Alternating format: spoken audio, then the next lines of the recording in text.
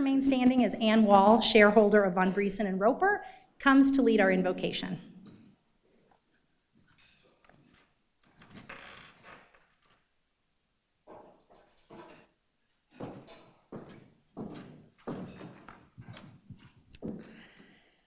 Each of us is called to be the very best we can be. We are not called to mediocrity. Very few of us can rise to embrace our call on our own. It takes commitment, effort, and encouragement to achieve greatness. Let us remember that while we work toward our own success, it is our responsibility to help guide others to their success as well. We can achieve great things when we work together. Let us be thankful for the opportunities we have in Rotary to work together, as well as for the people we meet who inspire us to greatness and whom we can inspire. Thank you, Anne. Next, I will be greeting our visiting Rotarians and guests. I'd like to ask that anyone whose name I call, please stand so that we can welcome you and recognize you at the same time. We have two visiting Rotarians here today. Jerry Gold is with us from the North Shore Rotary Club, and Chris Meyer is here from the Quincy, Illinois Rotary Club. Jerry and Chris, welcome. Thank you for being here today. We have a lot of guests in the house, definitely interested in our club and our speaker today. Our speaker, Chief Morales, brought Officer David Bublitz and Sergeant Sharonda Grant. Welcome.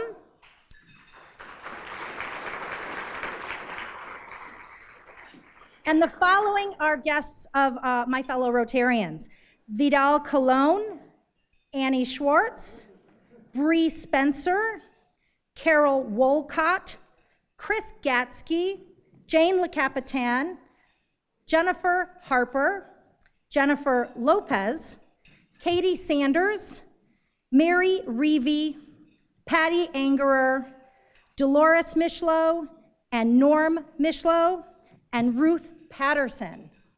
Welcome to our club. Thank you for visiting. Come again.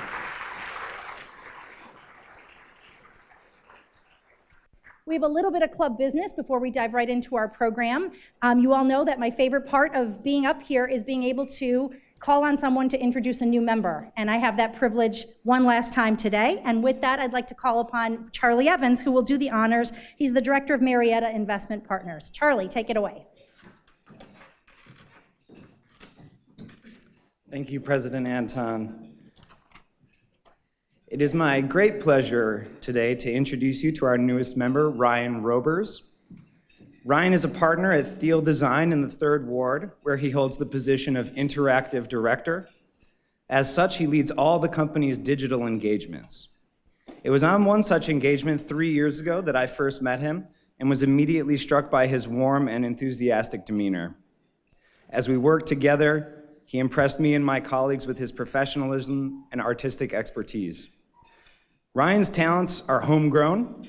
He was born in Kenosha and attended a co-op program between Concordia University and MIAD so that he could play football while pursuing a major in graphic design and a minor in marketing. He excelled in both. He was inducted into Concordia's Football Hall of Fame, and not long after graduating, he was given his first opportunity as a professional under the mentorship of fellow Rotarian John Thiel, who taught Ryan the creative process. He was a good mentee.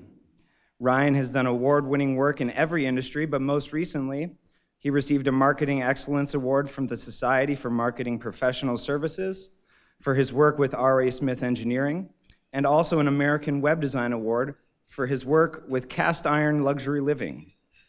Not least of all, Ryan deserves our gratitude for the rebrand, digital application, and website work he performed for this club. Ryan lives in Menominee Falls with his wife, Jamie, who is a member of the Menominee Falls Rotary Club, and their 2 daughters, Brady and Lennon, aged 5 and 2 years old. So without further ado, Ryan, welcome to Rotary. Thanks, Charlie. I could listen to that all day. I'm really excited to be a part of this amazing organization and to help contribute to its mission. I'm mostly excited for the open bar at the luncheons. Excited to throw a few back with you guys. So I think there's one coming up in a few weeks, so we'll see you there. Cheers. Ryan, Thank you so much. Ryan's stealing my thunder. So surprise, on July 10th, we have an open bar. Come early. Actually, seeing Ryan is a good reminder to thank our rotating website sponsors. You obviously know that Field Brand Design has done amazing work in the community professionally, but they have done a lot of work for us here, and that has been through the good work of Ryan Robers and, of course, John Thiel, both of our wonderful Rotarians representing that company. Their company discovers, designs, and directs marketing strategies and brand communications to create audience connections across print, digital, and environmental media. They have an amazingly talented team, and we are grateful not only that they're members, but that they have dedicated themselves to the work of Rotary, helping us become a great club, taking us from good to great, as the saying goes. Thank you again to Field Brand Design for being a website sponsor. Also, thank you to anyone out there that joined us last week for our Rotarian tour. We were one of the exceptions to get to see the streetcar early. Special thanks to you coming to see the hop, and to Jerry Stepaniak and Chris Martinsek for facilitating that special opportunity for Rotary. Speaking of special opportunities, about a month ago, on May 23rd, a group of Rotarians joined together to attend a really special event for Feeding America. It was Feeding America's 35th anniversary, so we showed up in full force. And let me tell you, Rotary gets credit for founding Feeding America. Originally, it was Second Harvest. But that night in particular, at their celebration, Rotary was given not just credit, but an enormous amount of love was heaped upon our organization. You can read about it in the June Connecting newsletter, but it's always better to hear about it in person. So I want to call upon Feeding America's past president, Jim Milner, and one of our wonderful Rotarians who's going to share just a few of the thoughts that he shared with their community, with their audience about this amazing club. Jim.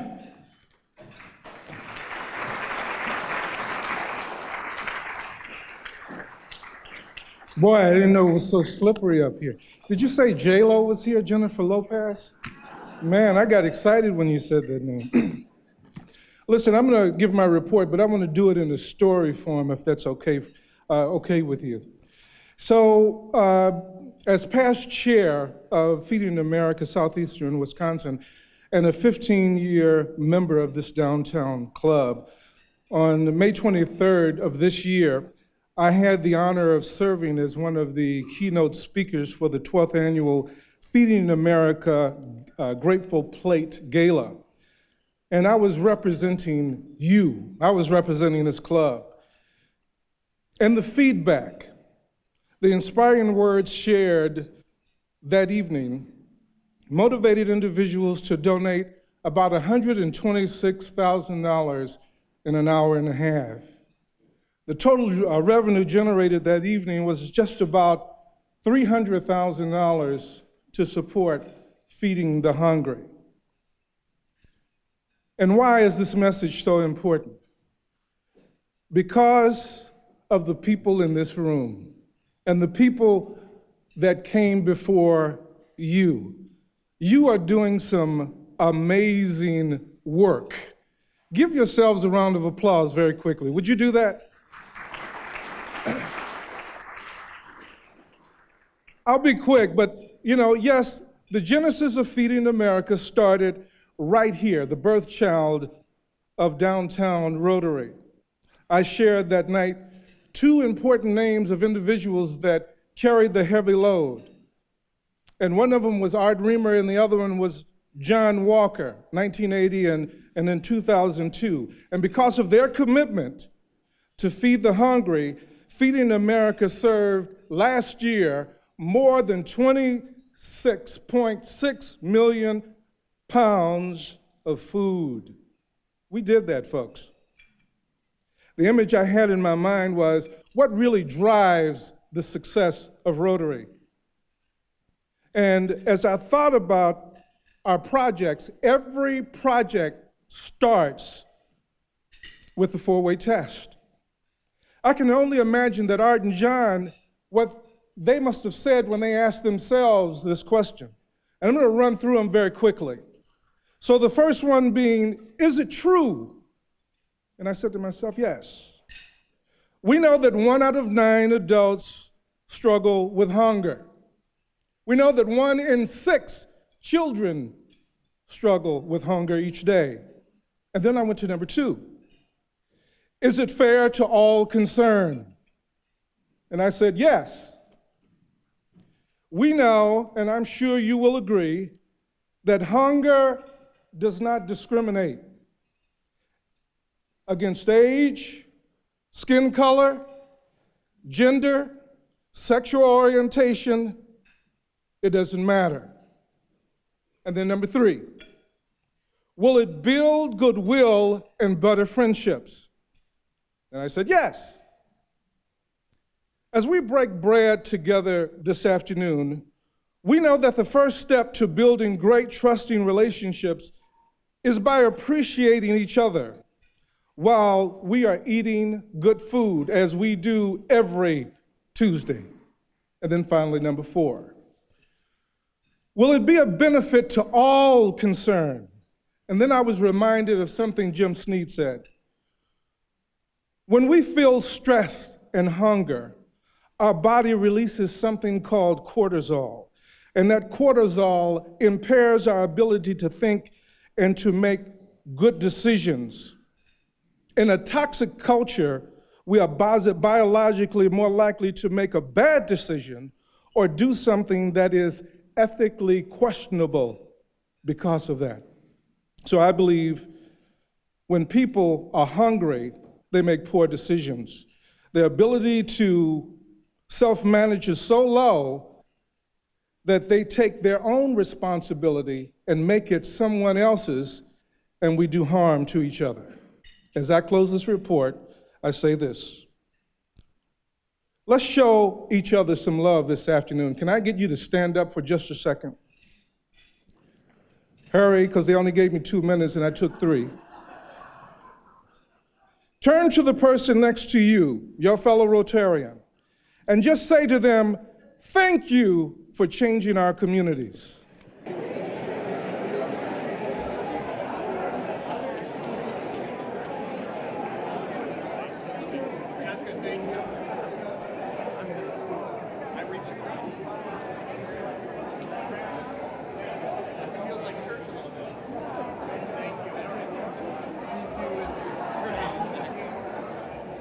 Thank you, Jim.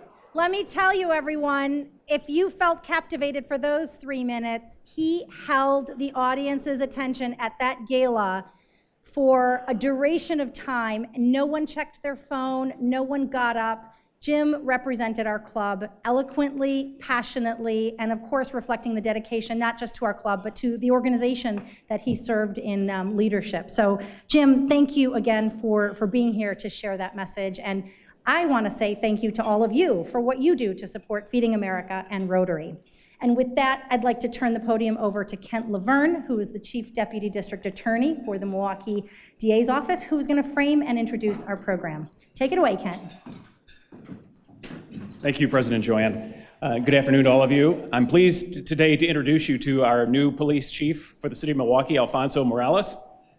Now, Chief Morales is someone I've worked with over the course of my 21-year career in the DA's office, and I've worked with him as a uniform officer, as a detective, and as a police captain as well. And I know him to be an incredibly dedicated and hardworking individual. Al's parents immigrated here from Mexico.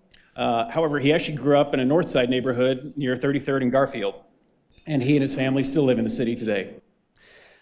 Alfonso's had a number of positions at the MPD throughout his career, from patrolling city streets to investigating homicides as a detective to captaining one of our 7 police districts here in the city. And I can tell you he was recently eligible to retire from the department. He had other executive opportunities literally offered to him during this period in time. but instead he chose to apply for this very difficult and important job here in the city because this is a city he loves very much. So I'm going to conclude my comments now because I'd like you to see a brief video that introduces to you the Alfonso Morales that I've known for the last 20 years. And at the conclusion of this video, Chief Morales will take the podium. Thank you. I grew up here. I remember walking down this sidewalk to go to school. As a kid, I knew a lot of people in this neighborhood, and I still do today. I remember seeing the same police officers patrolling the neighborhood when I was young. I eventually met them and realized they were human beings just like us. Never did I realize one day I'd be a police officer and have the opportunity to make a positive impression on our community. In the 25 years that I've been a police officer, that desire has never diminished. And to now be the police chief in the city that raised me is a dream come true. My responsibility is to serve you, my neighbors, all throughout the city. In my opinion, the most valuable thing in a community like ours is trust. And if I can do one thing as police chief, it will be to rebuild trust between you, the community, and us, the police officers who serve you, who are also members of the same community. Trust requires honesty, and honesty goes both ways. Many of you have shared honest and passionate feedback about how you like to see the police department improve. I'm grateful for those challenges as much as the encouragements that have come with them. I hear you. From me, you will receive honesty. You'll know what the police department is doing to ensure our officers are prepared to serve you well. I have confidence in the Milwaukee Police Department. They care. They work hard. They make sacrifices every day to make our city safer. I'm proud to be the chief of police in Milwaukee because I know the quality of people that serve our city as police officers.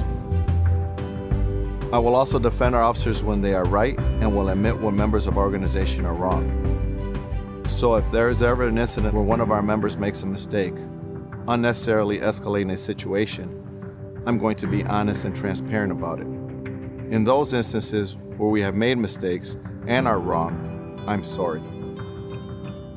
To my fellow officers who do treat people with respect and do not unnecessarily escalate situations, you are heroes every day, and I see it. I'm convinced that our role in this city has never been more important. I believe together we will create a historically significant legacy in Milwaukee. My hope is that healing happens for all of us, that trust will grow. And the only way that can happen is if we learn to move forward together. Every resident of Milwaukee, every man, woman, and child, including the individuals who work as police officers, deserve to be treated with respect and dignity. This city is home to all of us. I'm proud to call Milwaukee home. We are all neighbors, and I am your police chief.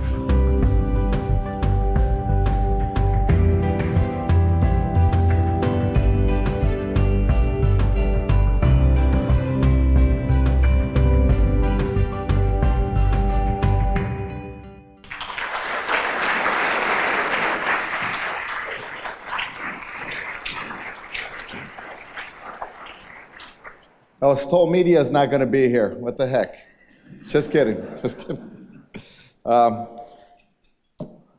Just a couple things before I forget. I want to start off with paying our respects to Charles Irvine, Jr. We had 2 Kansas City officers also murdered a week ago, and we had a captain recently ambushed, a fire captain ambushed over in California as they were out there first responding to a fire, and just want to pay our respects, a quick moment of silence for them all.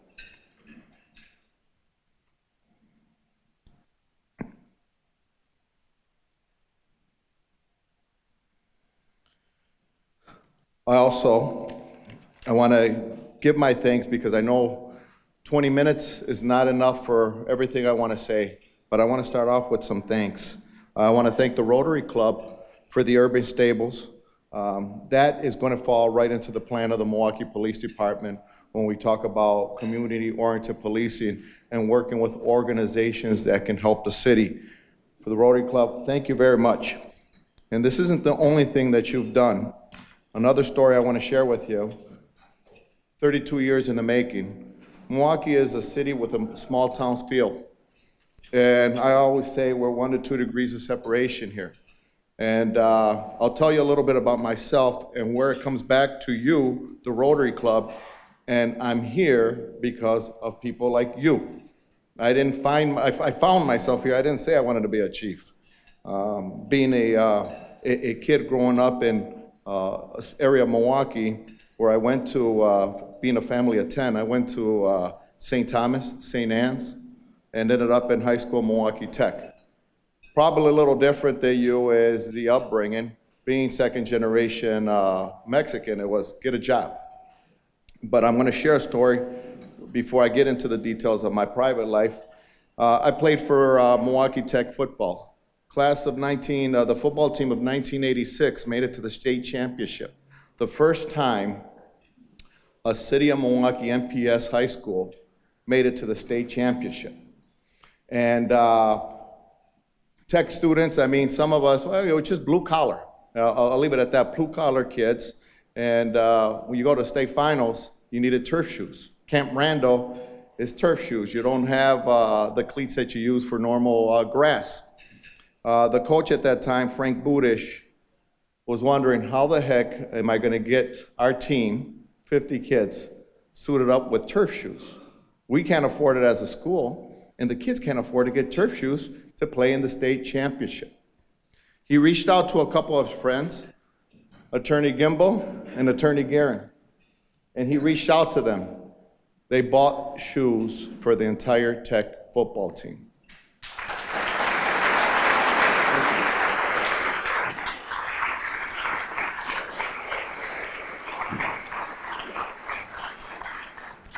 Coach Budish is 85 years old and on downhill part of his life. He reached out and contacted me when I made chief. 32 years later, he told us that story and kept that a secret. Those are the things that put people like me in these positions from people that turn around and do things like that.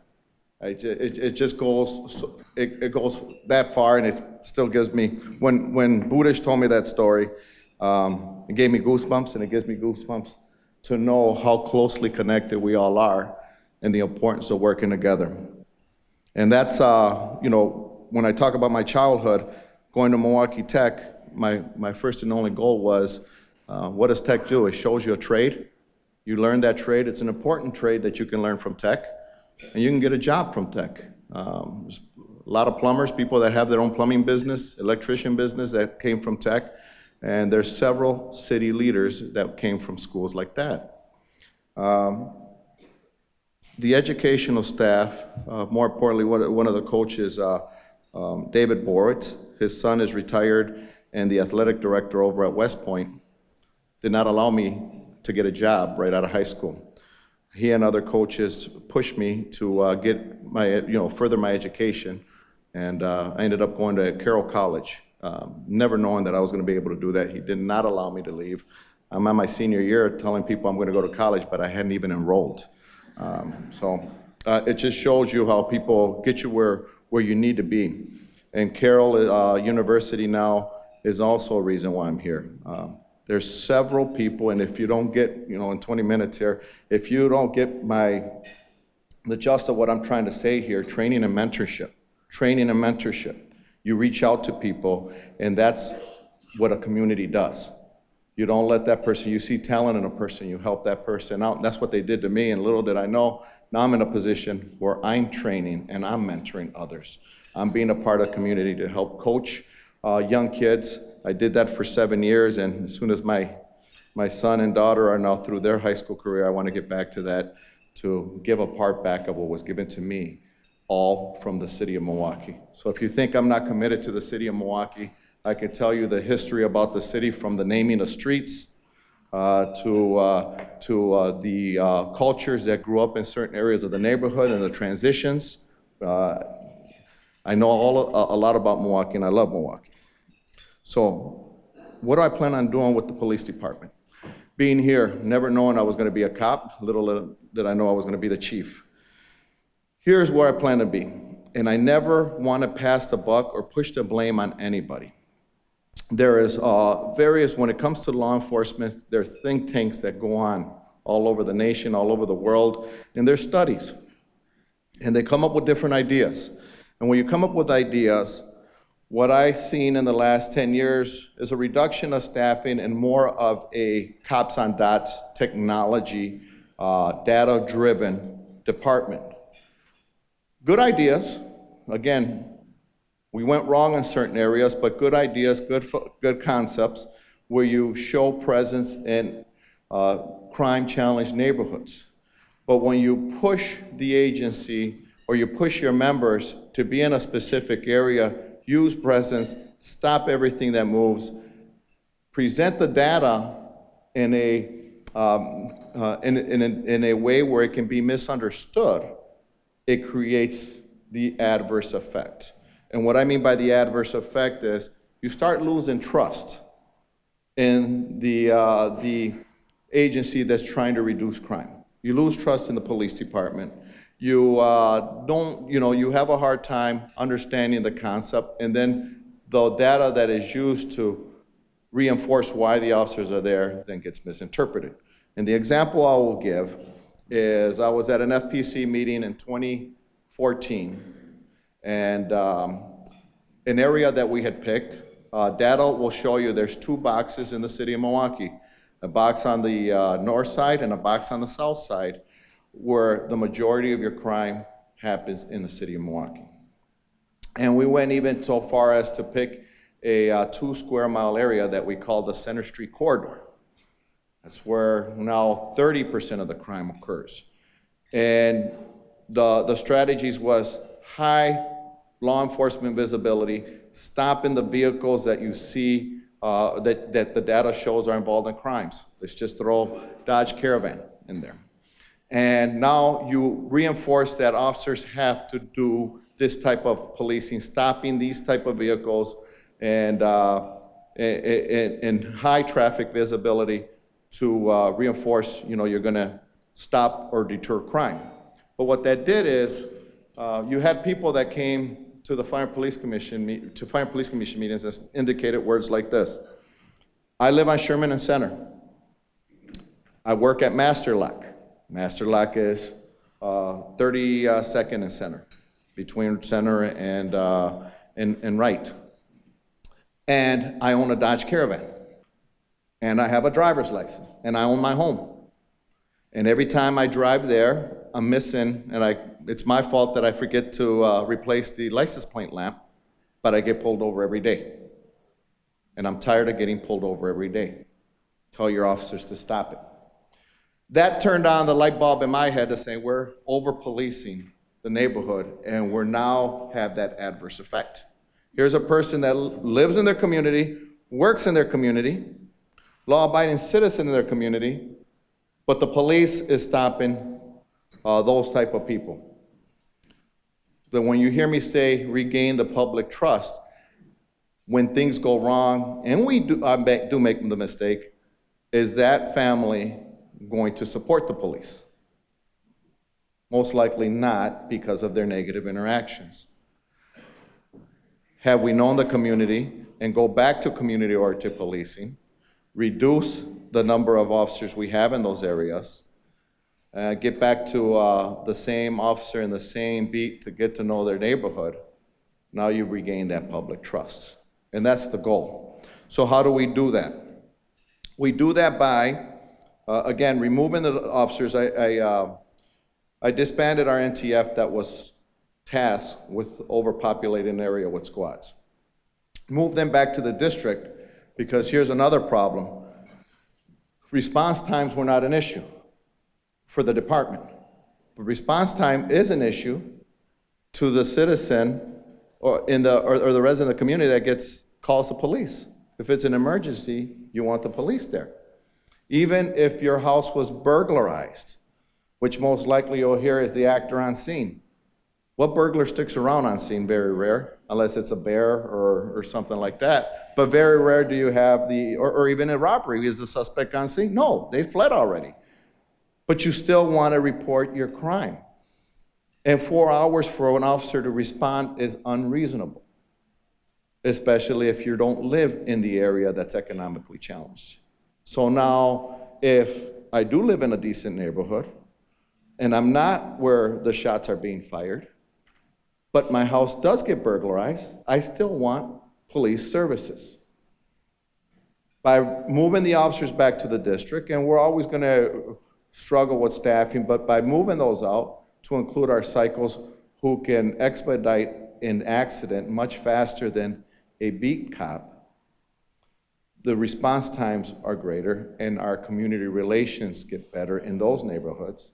And now in the problem neighborhoods, you have to partner up with community organizations, groups like this, to identify ways on how to address that problem.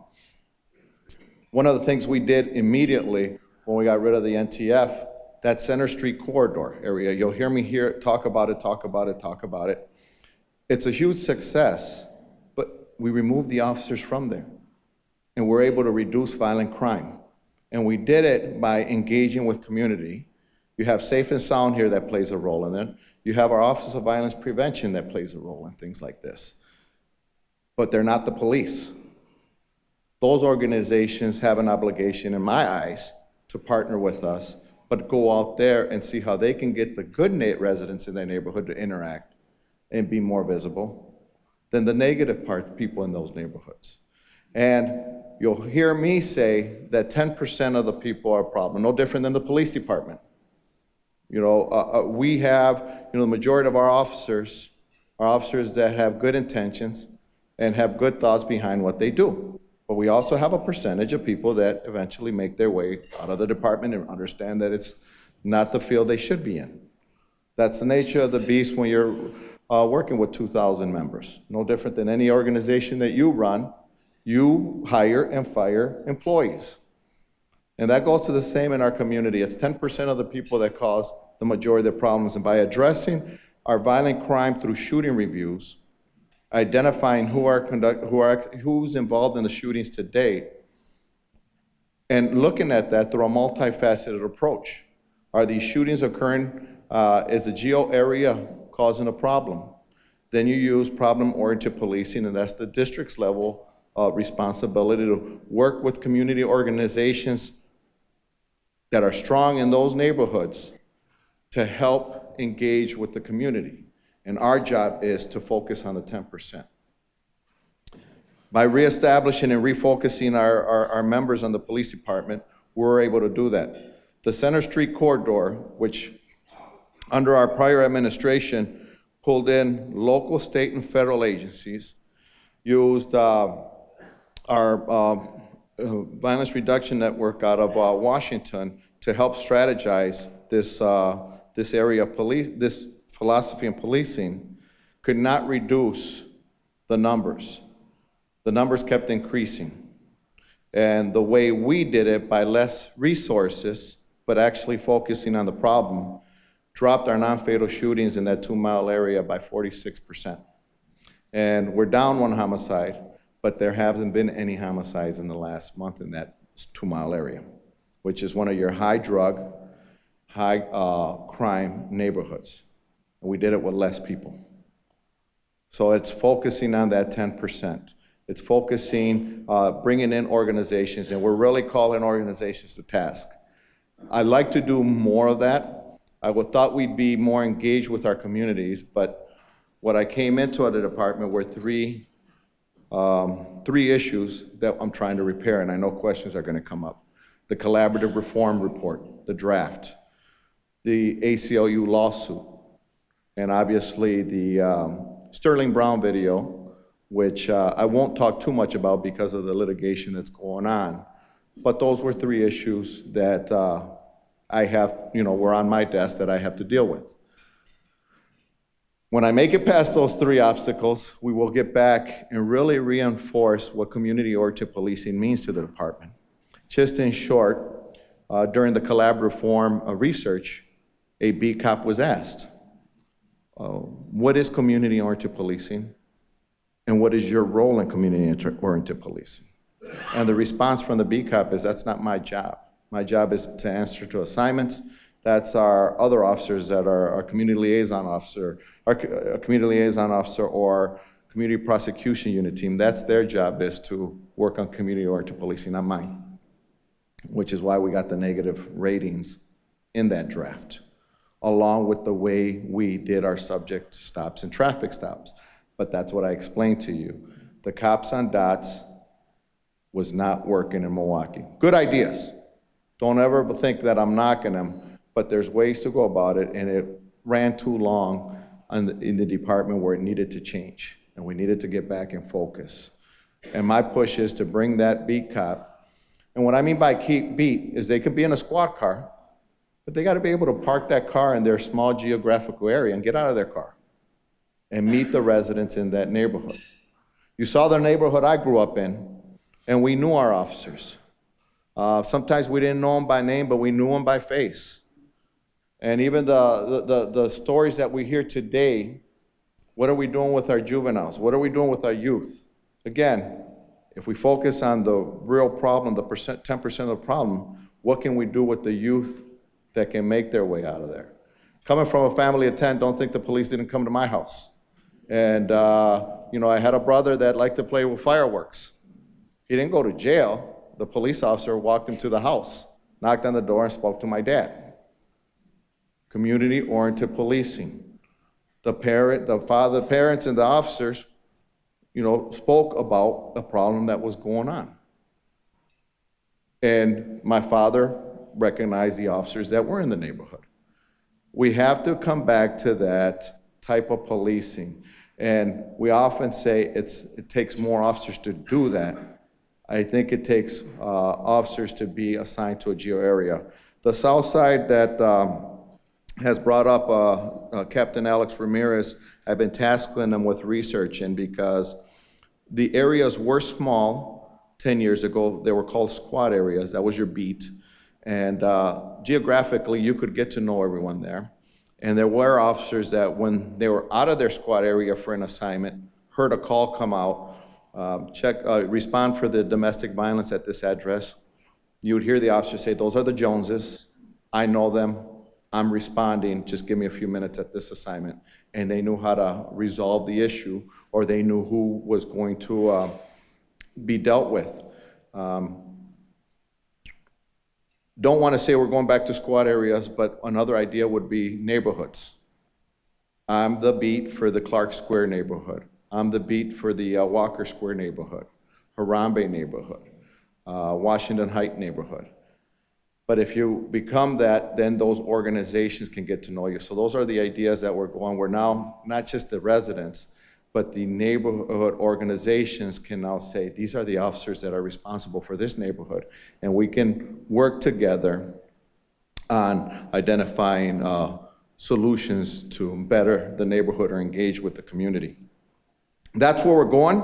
That's what I like to do. The collaborative forum, ACLU lawsuit, it's something that I would love to go away, but it's not going away.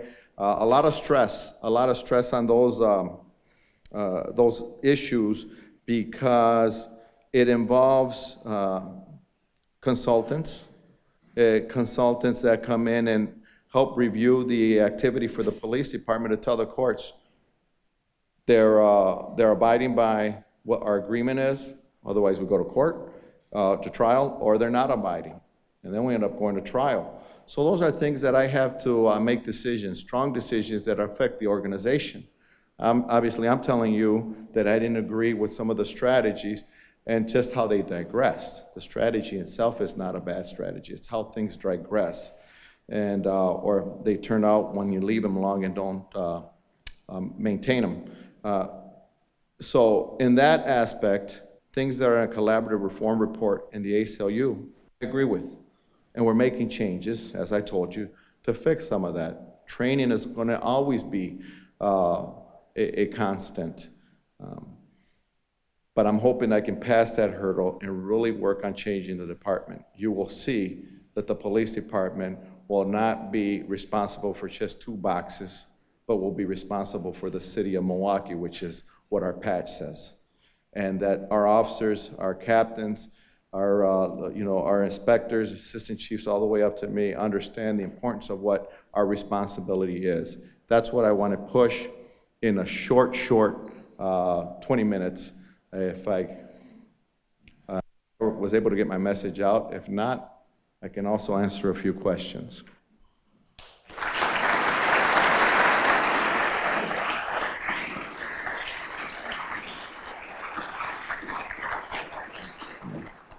Yes, sir. When an officer decides whether to stop someone or attempt to frisk for weapons, the law allows the officer to consider whether the officer is in a high crime area. And you've alluded to some areas that might fall within that definition. My question is, in making that decision, does an officer have specific guidance as to what is a high crime area, what the borders are, what the definition is, or is that entirely a judgment call by the officer? Long question, I'll try to repeat it. I was told to repeat each question.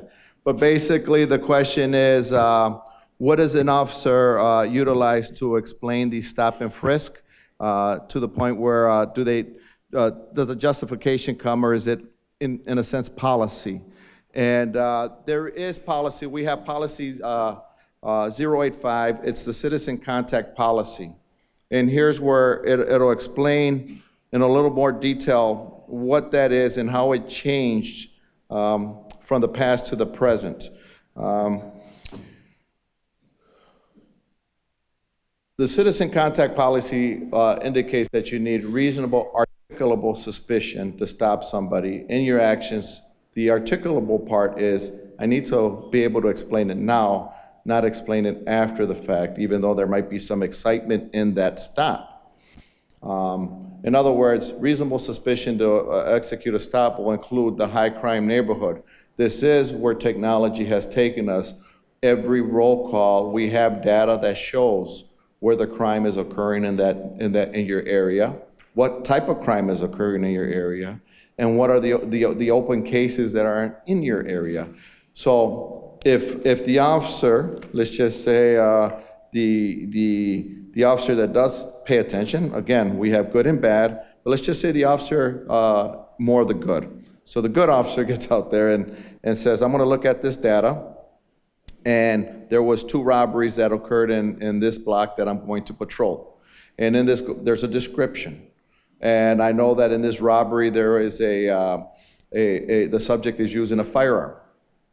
When I'm in that neighborhood and I see somebody fitting that description, I'm using that data, the description, to reasonably articulate why I'm stopping this person in the neighborhood at the same time that the robberies are occurring. Along with my training that may talk about characteristics of the armed offender, which would lead me to believe this person may be armed. I fear that if I turn my back on this person, he might do something, to affect, to put me at risk, which is my articulation for conducting that pat down and that stop. You have to be able to articulate if that person that you're stopping is about to, did commit a crime. And the data that we give helps you articulate that in that manner. Sometimes what we're doing in some of the errors, when you're in an area where it's mandated that you do some stops, and mandating can come in a bunch of different ways. I don't want to say we mandate, but when we put officers in an area to say, like what we did in the past, this is what you have to stop, the license plate lamp violation doesn't get you to the search. Does that make sense? And that's where we have to be able to articulate. You might be able to pull somebody for a license plate violation or the parking violation, but how are you getting to the search? There's a lot more that you have to explain. That make sense? Yes, yes, ma'am.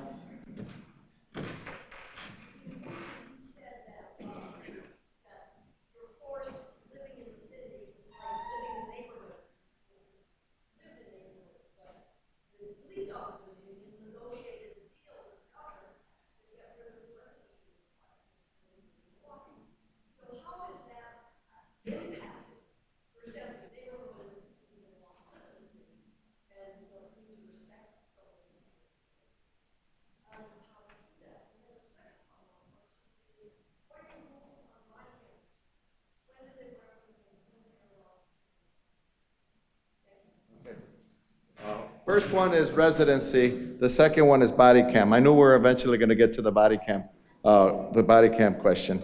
Residency. I was born and raised in the city. I still live in the city. I'm committed to the city. What that does is when you have an employee that's committed to the city, there's more that you get out of that employee simply because they're committed. That type of ownership on what's going on. And when a crime occurs, you take it to heart. That's important. The con to residency, or that's the con to residency. The pro to residency is we do have a problem with people wanting to be police officers nationwide. It's not a profession that in certain cities aren't respected. And I'll give you an example. In the 90s, the city of Milwaukee did heavy recruiting to diversify the police department. And it's important to do that and understand if we're going to be a part of the community, we should represent the community. And some numbers, the Hispanics were about, and we maintained 42% of the department reflect.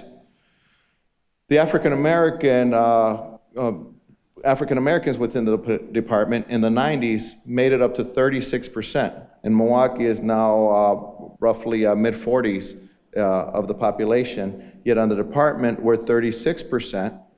That dropped due to retirement to 17%. So we're losing our African-American representation on the department. And when you're trying to hire and you don't have the qualified applicants to apply, you have to reach out and create options. And those are some of the options that have come up. Do I necessarily agree with residency? I wish you would live in the city because it also gives you a sense of, again, the ownership and the buy-in that you need. But also when you're trying to hire staff, it becomes a challenge. So that's the pros and cons. Now, body cam. All uniformed personnel that operate in our front line, along with the supervision, are required to wear body cam. The body cam is required when you effect a contact that it's turned on, and once that contact is over, you turn it off. We went full operation with body cameras last year. Now, just because we say that and you have your first year, the majority of the nation has not implemented body cams yet. I think New York just started. You're going to have errors, you're going to have mistakes, and you're going to have things that even the public doesn't agree with. An example is an incident, and you have 9 officers there. Could be 10 minutes of the incident depicted on each body cam. That's 90 minutes of video. To also now monitor it through supervision, that's 90 minutes of video. If the cameras are not turned off, and that's body camera, not including squad camera, you can be into hours, well over 10, 11, 12 hours of video that's free running. Here are some of the things that body cam depicts and what we release and what we don't release. My mistake is, and I still want to do it, be transparent and honest. But sometimes the public's not going to want to see the video. And I look at people in this room. Have you had the police at your house for whatever reason? And if you're at your house, how do you dress in your house? Do you wear makeup in your house? Would you want the public to see how you're seen when there's an emergency in your house? Would you want that to be public? We don't care about the economically challenged neighborhood or the resident where you go in there and people are half naked because it's their home, they're in their underwear, they're in their bra. But what if that's your house? Would you want that to be public? We have officers that forget to turn off their camera and they go to the bathroom. Well, yes, it's on camera. Or you get the phone call from your spouse and that's on camera. There's a lot of things that are being a part of these cameras, and we have yet to define what's public and what isn't public. It's just a year in use, and me being the new chief, are stumbling with that. But we will always look at the negative and say, how the heck could you have not caught that? And one half hour of video by a supervisor can take more than 5 hours if we're going to transcribe it. And at the end, when we have finite resources, how many people do we put to monitor the camera itself?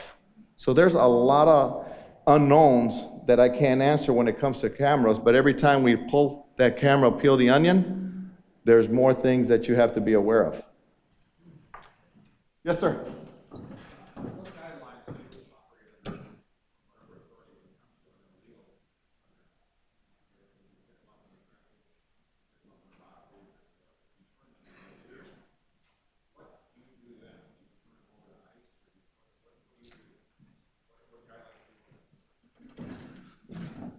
I was expecting an immigration question.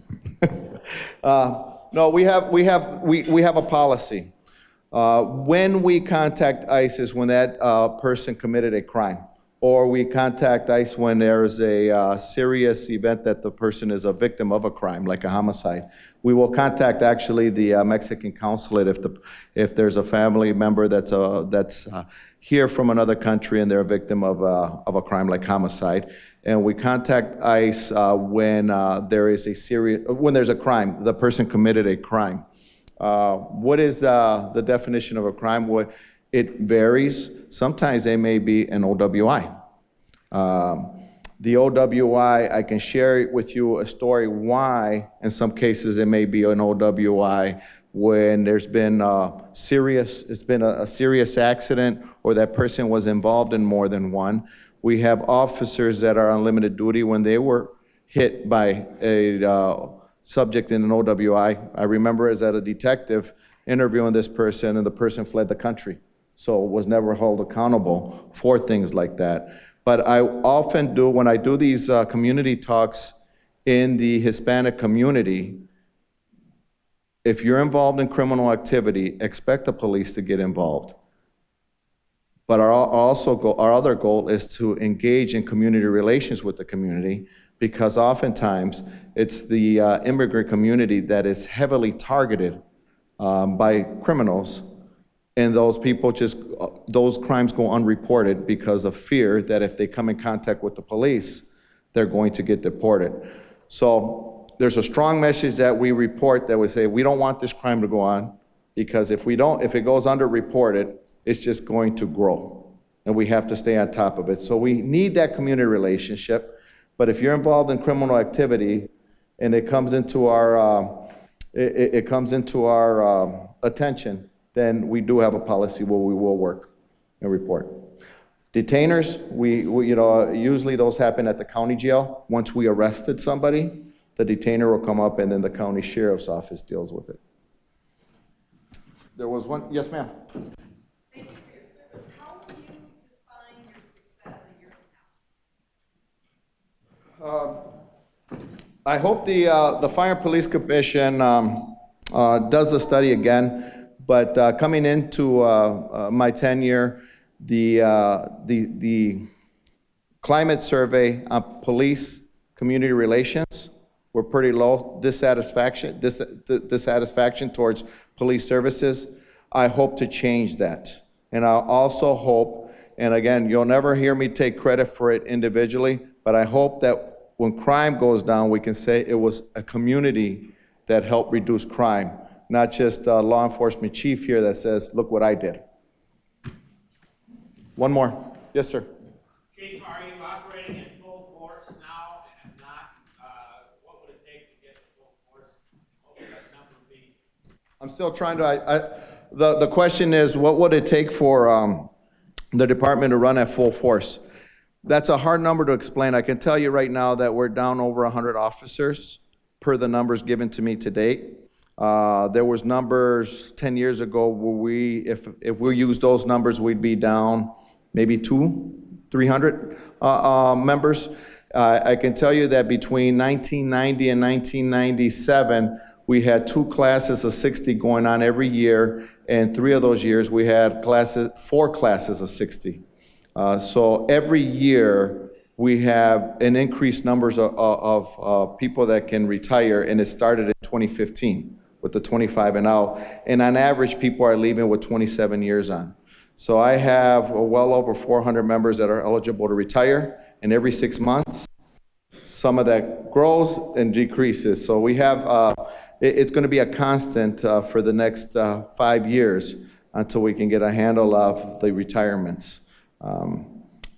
Another thing I will tell you, when I came on this job, they say you're not worth much money at the beginning of your career as much as you're worth at the end of your career. So it's very tough to hold on to your talent and your experience when they know they can leave somewhere else and make very good money. Thank you very much. God bless you.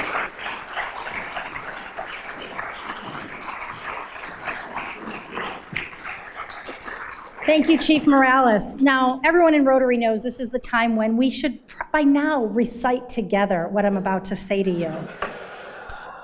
But I've done this now for a year, and I've tried to always connect back to who we are as Rotarians and what we do in the world as part of this vast, big international organization. So bear with me, Chief Morales, because you come back into the picture here.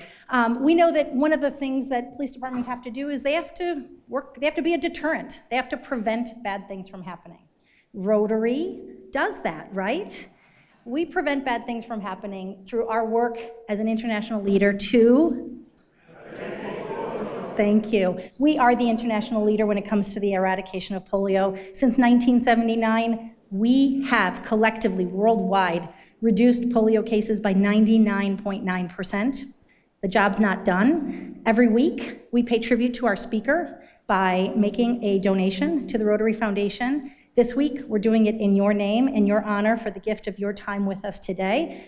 That gift will purchase 50 additional doses of the polio vaccine, and of course it will bring us that much closer to a polio-free world.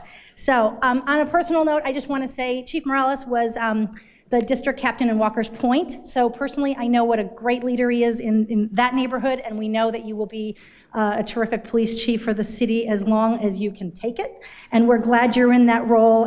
Thank you for being here today, and thank you to the department, the men and women in blue who serve all of us, as whether we live in the city or not. We use this city, we enjoy this city, and we need to support our law enforcement. A few closing announcements. After we adjourn, the Maritime Committee will meet in room 413. Next week, I want you all to have a fabulous 4th of July. We will not meet here, so please don't show up next week because there will be no meal and no Rotary.